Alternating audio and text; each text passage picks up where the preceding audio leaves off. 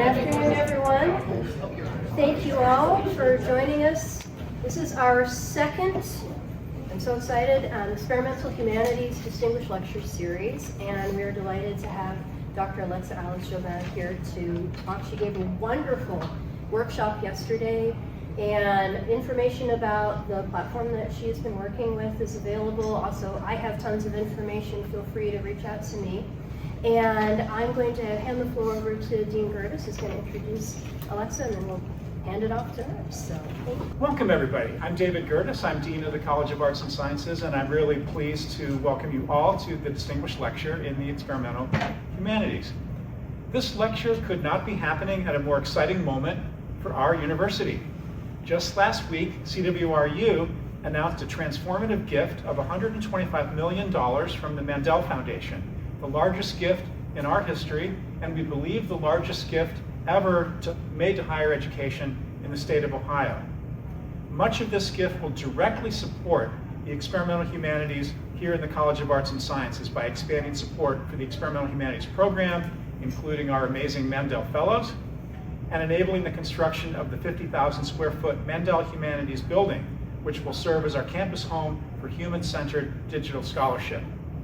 But this gift is also nationally philanthropically significant. The vast majority of very large gifts to higher education support areas like healthcare and STEM. These are important areas, but the Mandel Foundation's gift is one of, if not the largest gifts ever made in support of the humanities to any institution in any state. It reaffirms my belief that far from being made irrelevant by technology, the humanities are more important than ever in molding the creative, compassionate, ethical, and yes, joyful human beings who will live and work alongside increasingly sophisticated technology. We'll be defining what that looks like right here at CWRU, which is why I'm so pleased and excited to introduce our distinguished lecturer, Professor Alexa Alice Joubin, whose topic is AI and the Joy of Estrangement. Alexa Alice Joubin is a leading voice on AI, social justice, and higher education. She's director of the Digital Humanities Institute and professor of English, Women's, Gender and Sexuality Studies, Theater, International Affairs, and East Asian Languages and Literatures at George Washington University. She writes about artificial intelligence, race, gender, global, cultural globalization, Shakespeare, disability, film, and theater. Among her many accolades are being the inaugural recipient of the Bell Hooks Legacy Award in 2023, receiving the MLA's Salione Prize for Comparative Literary Studies, and the Trachtenberg Research Award from George Washington University. Dr. Joubin is a faculty of the Trustworthy AI Initiative and an affiliate at the National Science Foundation's Institute for Trustworthy AI in Law and Society. In 2024, she was named the inaugural Public Interest Technology Scholar. A Shakespeare scholar, her publications include Shakespeare and East Asia with Oxford University Press, and she's co-author of Race with Martin Orkin. In addition, she's editor-in-chief of the Palgrave Encyclopedia of Global Shakespeare, Readings and Global Performances of Shakespeare, editor and translator of Sinophone Adaptations of Shakespeare, an anthology, and co-editor of King Lear, On-Screen Allusions to Shakespeare, Local and Global Myths in Shakespearean Performance, and Shakespeare and the Ethics of Appropriation. She's also a book review editor of Chinese Literature and Thought Today, and editor of the Palgrave book series on global Shakespeares. Please welcome Dr. Alexa Alice Joubin. Thank you everyone for joining us. I want to thank CWRU, the College of Arts and Sciences, Experimental Humanities, Tim Bale, and Lisa Nielson for bringing me out here to share my latest research on critical AI studies. With AI, I think it's difficult to find joy. Most people might agree. Whenever AI is mentioned in the room, the atmosphere is tense. This is a picture of the Sky Lantern Festival. A sky lantern that refer to lantern that is set afloat in the sky, and on it people would write their hopes. So this is kind of an act of hope for me with this figure setting afloat the sky lantern. Well, just last week, Arizona State, in contrast to CWRU, had this scandal, this controversy, because they engaged a third-party company to actually to actually take all the content created for teaching by their faculty from Canvas without their knowledge and without their consent, to train this so-called AI for education, and predictably it generates extremely inaccurate out-of-context summaries and podcasts. They are actually quite useless.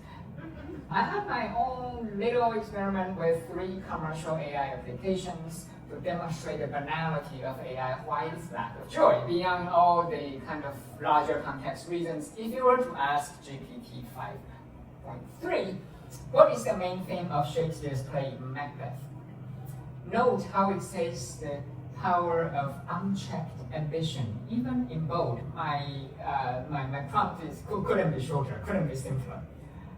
Gemini 3 says it's unchecked ambition. Did they consult each other? Perplexity's sonar model tells me it's all about unchecked ambition, astonishing monotony, predictable perhaps, so much conformity, terrible, boring.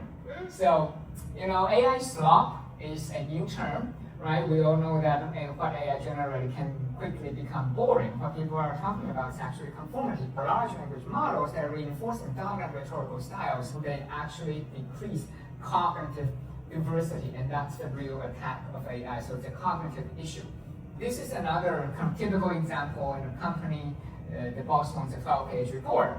The employee uses AI to generate it. The boss does not have time to actually read it, so use AI to summarize it. And we are back to actually the same 5 bullet points. Excellently efficient. I received this email from someone who shall not be named. Here is a professional, polite reply to Professor Joubin's email. And the person forgot to actually delete, it's very classic, to delete the first line of AI output that indicates it's AI. This is in the context of a submission to a journal. We have now blacklisted the person because manuscript carries signs of being AI generated, even the email communication itself. AI also loves to conclude, if you want, I can also create an even snappier front page style version. Would you like to know more about that? Would you like me to help you with that? Or here's a rephrased version of the email. Again, the person completely forgot to delete that before sending it off. Classic problem of our times. The author guild is so concerned about AI, they actually came out with a human author certification that is supposed to show up on the book cover. So far, no joy at all. Only Killjoy. Recent news, AI industry, they suddenly realized the public hate them. CEOs such as Altman and Anthropic's Moody, they oscillate between 2 scenarios. So the first is that AI will kill us all, very classic. The second is AI will replace you, take your job entirely, or create a kind of a gig economy, the only possible economy for the general public to survive.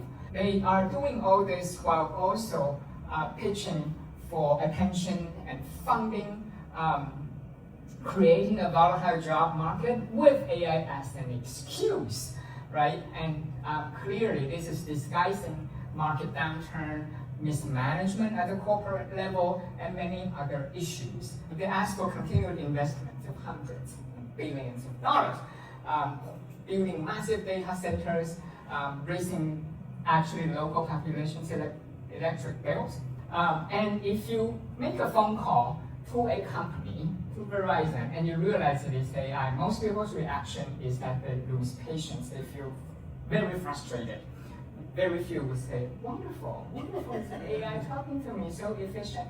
So I'm just going through all the killjoys and all the kind of the rhetorics, how people approach the topic of AI. Stanford's Human-Centered Artificial Intelligence Center, they came up with this annual report, just released early May 2026. Over half of the people surveyed, they talk about AI make them nervous, anxious. Again, no one would associate it with cognitive joy, the joy of learning. People think about mass layoffs, academic dishonesty. We are facing crisis of attention and crisis of authenticity. I'm by no means proposing joy as the only solution, but I wanted to change the conversation a little bit because we have all these stock arguments against AI. We have stock arguments for AI adoption as well. This is a statement by the Pope on the World Day of Communication, where he's talking about how the challenge we face is actually not just technological, it is anthropological. And my approach is to create and restore joy. Joy is missing from our vocab. Learning, well, we are in higher education, learning should be joyful. It can be instrumental, but I think primarily it should be joyful. Instead of just deliverables, even a degree has become a deliverable, we can focus on process, on the journey. We can even think of joy of being wrong. In some context, in scientific context, some people would be gladly proven wrong. And so enjoyment can become a method to engage with the world. I want to clarify though, what I mean by joy is not these four things like escapism, trying to bury our heads in the sand, and it's not a type of avoidance of hopeless situation because ordinary citizens, they do not have venture capitalists on their back. They might feel powerless to change the course of history. And joy is not an outlet for frustration. Joy is not romanticization of intellectualism, but rather I'm going to begin to go over a number of examples. What kind of joy we might create? So this one involves AI, what I call creative abuse. So we might derive joy from creative abuse. For instance, where is Paris located? If you ask an AI model, it'll tell you it is in France. But if you speak gibberish, quickly say Paris clouded, the answer is still France. Because what it's looking for, actually, is a structure of verb, proper noun, and verb. And the second one, clouded, actually is a little bit ambiguous. It is an adjective. It could be a verb, but never mind. The word Paris is always associated with France. So out comes the answer, France. They rely too much on grammatical patterns. So basically, language models associate patterns with specific topics. And that does give me, as an English professor, an inroad to kind of playing with language with my students. It's what it's doing is revealing the artificiality of natural language. And this paper, they are talking about how language models learn the wrong lessons. These companies have since updated. So Gemini was say in Paris it is currently cloudy with a temperature 48 degrees Fahrenheit, probably triggered by the word clouded. What I wanted to indicate is that it's a kind of joy that cannot get gone wrong. Imagine if you give this to your kid. You might get, our school cafeteria has really shiny food. Just think about it, makes my stomach stare, and so on. Perhaps we can restore that childlike joy being playful with language.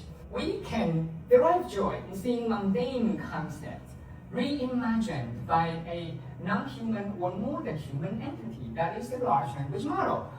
We stop taking things for granted. We stop kind of approaching at first degree. Think of yourselves as that naughty kid in the classroom who would come up with wacky ideas just to make your teacher cringe. Instead of being frustrated by the so-called glitch or so-called hallucination, we take that for granted because that's my starting point. Whenever I encounter a language model, my assumption is that it has no referential truth claims. Hallucination is what it does. And that does change my entire interaction with it. I became a spectator of my own thought. We can derive joy from reframing things. We could tell students, you no longer have to write summaries of articles. Now you can bring in your own thoughts. Now you can annotate the text. You can do any number of things. This is just an example of kind of reframing things to restore joy. This is another illustration of similar concept. You could be an enforcer or perhaps become more of a mentor. We could develop new vocabulary to think of joy. Because joy deconstructing unexamined assumptions. That's where the critical intellectual joy would come from. And of course, we can also derive joy from alienation. So the theater artist and philosopher Bertolt Brecht in Germany, it has this Verfremdungs effect, this alienation effect theory for theater making. It's a kind of theater that does not immerse you in storytelling, but it reminds you that you are in a theater. And I have taught critical AI studies with theater in mind. I told students, you don't think of the word prompt. It's like a prompt book for actors. So this machine is launching a performance for an audience of one, you, each time it interacts with you. So what if you think of it as a kind of theatrical dialogue, rather than query and output? And indeed, it is building on what you said. So what you said literally is the prompt book, as if it's an actor. So we remain critically aware. We could also engage feminist and critical race theory. Learning can be joyful because commercial culture breeds simplification, but in an open culture such as higher education, we should encourage nuanced deliberation. Of course, there are a lot of caveats. We speak of joy. We need to ask, of course, whose joy are we cultivating? Are we centering? Are we prioritizing? And whose comfort might be demarginalized in this process, as well as the risk of aestheticizing oppression. We want to celebrate the feeling, but we also want to attend to the material conditions that could use this. So these are just some very quick caveats. We have to speak of Killjoy, of course.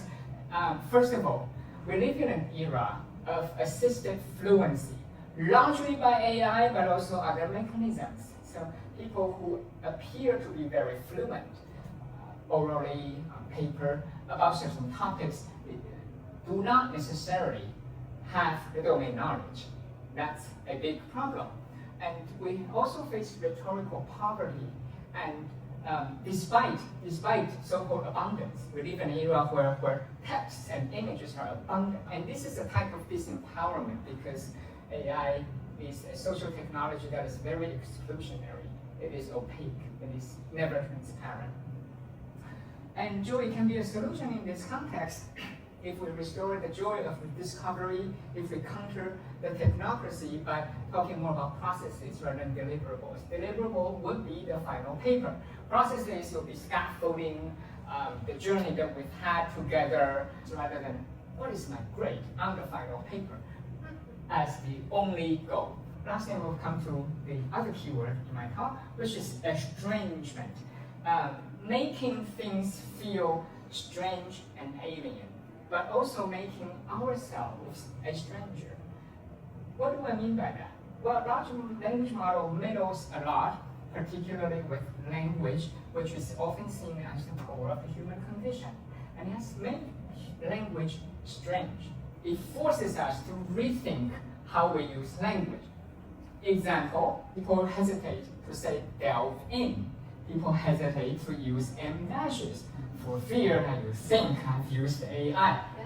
That is estrangement because AI is there, and so we cannot touch the territory that has been sanctified by AI. But I say we can use estrangement as a type of cognitive intervention.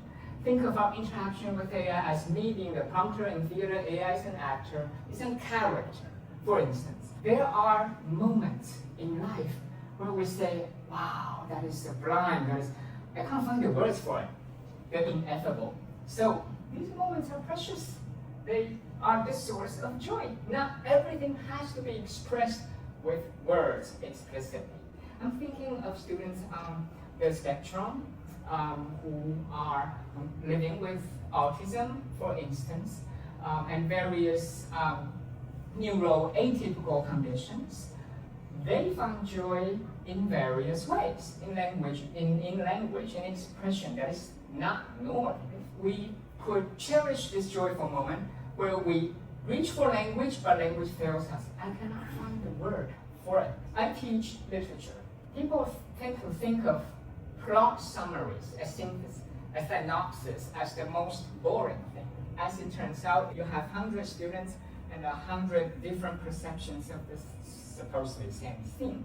Because in your out-text descriptions of it, you privilege different things. You start from the foreground to the background, you go from left to right or right to left. Some character is not important for you at all. For another person, it's very important.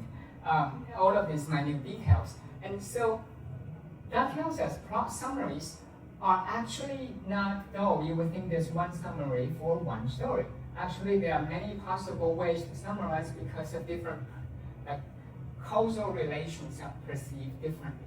And so something mundane and used to be boring and even a taboo, we can use this to demonstrate the joy of cognitive diversity, the joy of rediscovering not just your own viewpoint, but others. There's also joy of ambiguity because many things could mean more than one thing.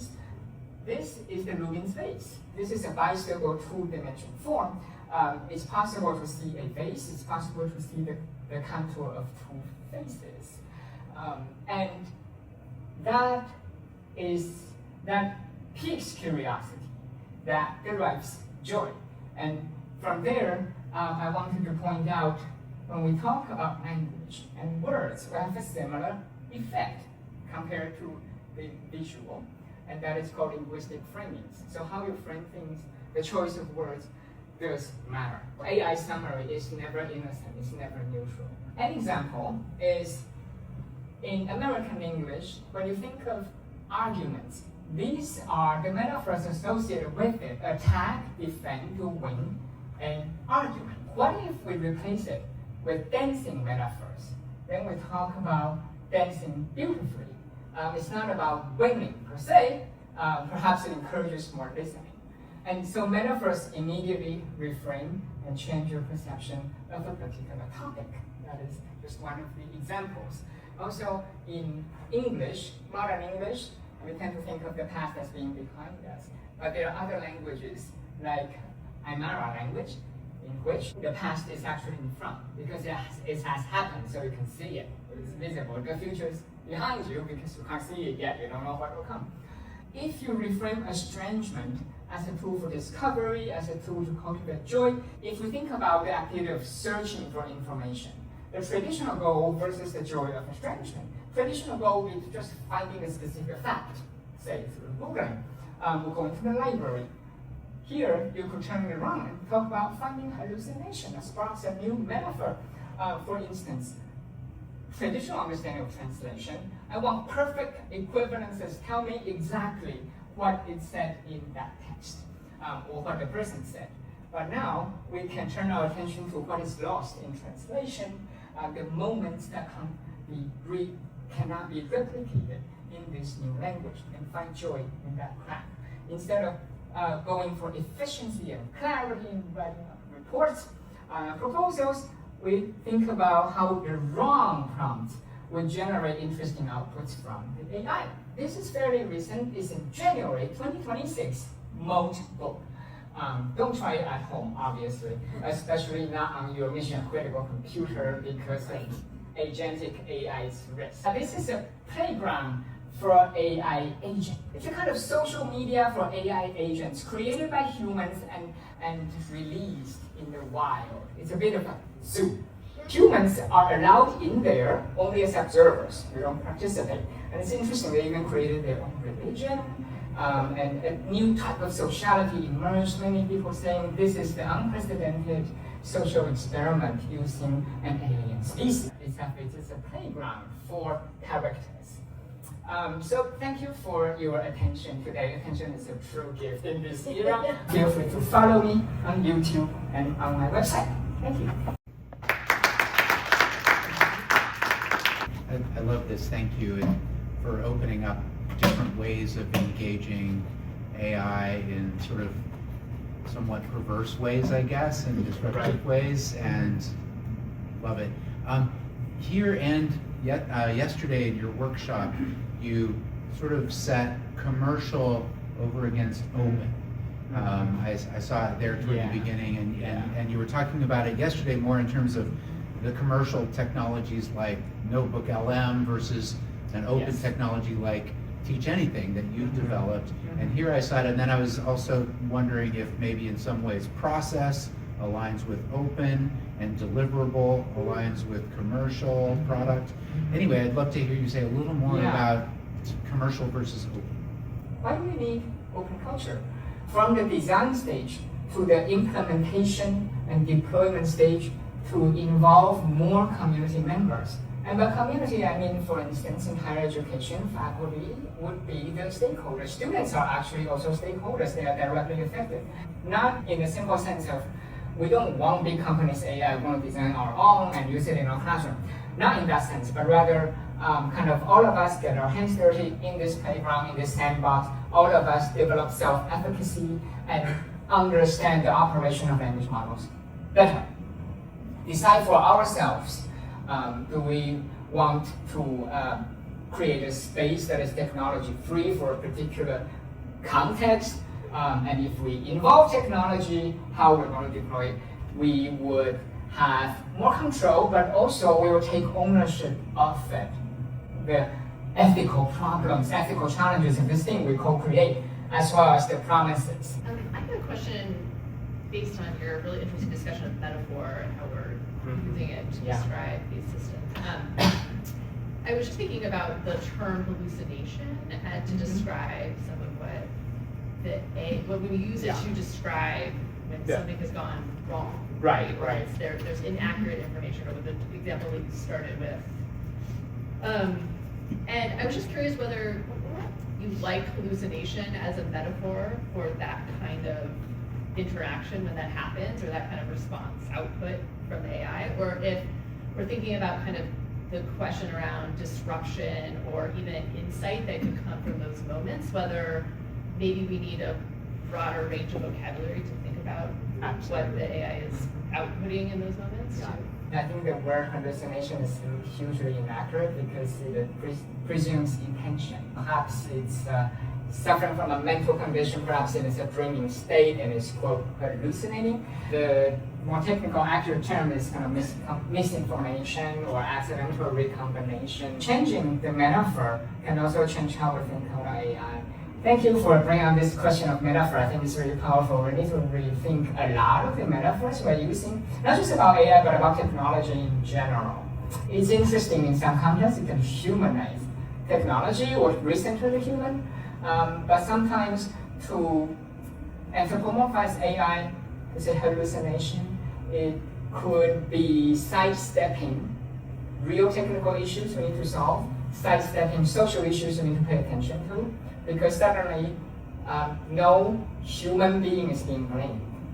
It's AI is doing this, it's evil, it is terrible. How about a data center? Who's behind it?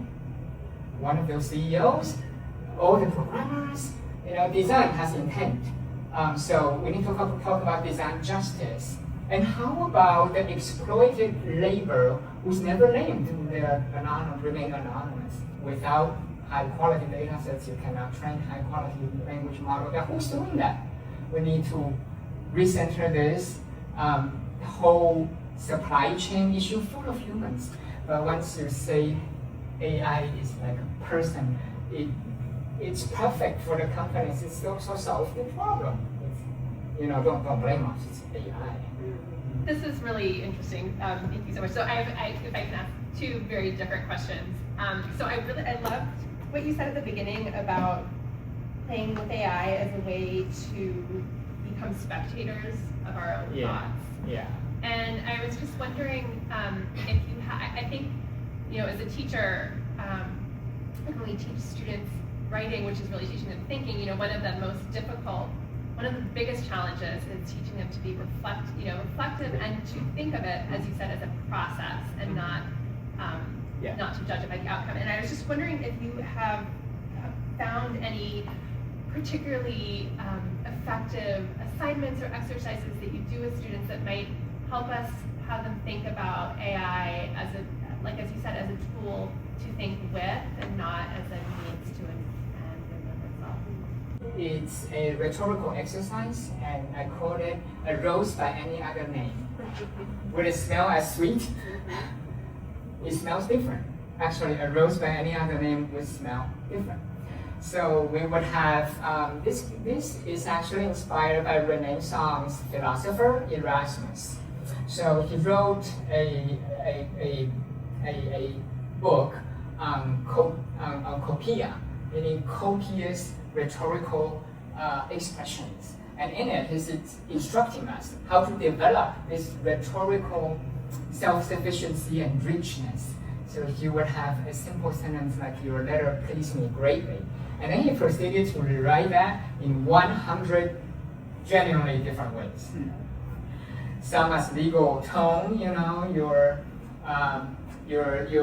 letter of expression has been well noted, and so on. Some has a more, and you can imagine, more moderate corporate language, tone always with a bit of optimism, more casual. So it's not about synonyms, not about swapping words. It's about expansion, expanding certain part of it. And so I found various other expressions, some from literature or from famous political speeches in American history. And let us rewrite Abraham Lincoln. Let us rewrite, this bit of Shakespeare. And see what you can come up with. And I asked them to do only 3 different expressions, 3 different rewrites, but they have to be 3 genuinely different, not like swapping a word. So that restores joy, but also restores rhetorical richness, and it trains, in terms of the writing context, trains writing skills. Several follow-up, which is, now you read each other's draft and identify, does your friend have a tail? Their sentences tend to look this way. Is that good or bad? And then eventually with the AI do it. To compare AI's rhetorical poverty to human richness. So AI's role is not a disruptor in this case. What I have done though is specifically program an AI to be a disruptor when I have conformity in the classroom. I would, we'll discuss a story and ask them, what do you think? Invariably, everyone would default to, probably they're using AI. Macbeth is about unchecked ambition, right? And after a while, it gets really boring. Nobody has other kinds of thoughts. How about the witches? Witches, possession of knowledge. Can the witches be like AI perhaps? How about Lady Macbeth? Who is this instigator? Pay attention to cracks and corners of the play. So I actually programmed my small AI application to do exactly that, to say nonsense. And to make students say, that's nonsense, that's great. And tell me why you think that is nonsense, and what do you think? So I've played a disruptor role myself, but only to a certain extent because, well, as teachers, we're the voice of authority in the room, and students want to please us. Once they say AI is useful as an alien, as a third party, as an entity that doesn't belong here, and AI is not me, so not the authoritative educator up front, and it was useful in that regard. As you said, I think one of the things that makes people so either uncomfortable with or just wanting to stick their head in the sand about AI is how it seems like it's just there, there's no agent behind it, it's just out there, it's inevitable, it exists. And I'm just wondering what you make of, I've been reading headlines lately about increased protests now that these data centers are actually being built where, people who were happily using AI in ignorance before live, and if you think that this sort of encroachment on, that the actual use of resources and space, of which there is obviously in this world not unlimited quantities, is going to change the concreteness with which people conceptualize this technology. I very much hope so. AI does have a body, the giant ugly data center, that is actually affecting the quality of electricity. I live in Northern Virginia, which is actually a hotspot for data centers. Our electricity rates are projected to rise by 25% by 2030. Will people begin to have a more concrete understanding of AI? When people say cloud, it's as if it's a real cloud. People don't tend to think of everything that's making it possible, from the router that is in every room to all of these. And that's definitely something to think. I think we're at our time. Yeah. Please thank Dr. Joubin one more time. Thank you so much.